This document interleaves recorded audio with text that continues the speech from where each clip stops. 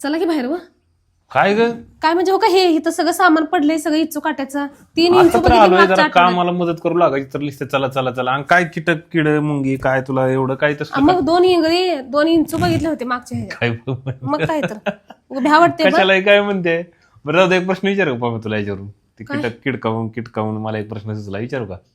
किडकावर हा तेच कीटक मुंगीवरून एक प्रश्न सुचला विचारू का तुला? विचार. जरा ज्ञान वाढव ग बाई, जरा डोक्याला जरा ताण देत जा, अभ्यास करत जा, अभ्यास कमी पडतंय मला सगळे मला मला. काय IPS व्हायचंय काय अभ्यास कर.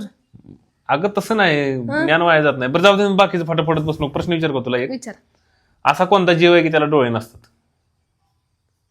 काय नसते डोळेच नसतात असं जीव आहे, जीव कीटक असं म्हणजे एक. मला आता ह्या प्रश्नाचं उत्तर माहितीये बरं का. ह्या प्रश्नाचं उत्तर आहे नाही. असा कोणताच जीव नाही की त्याला डोळेच नसतात. असं कसं काय होईल डोळे नसतात?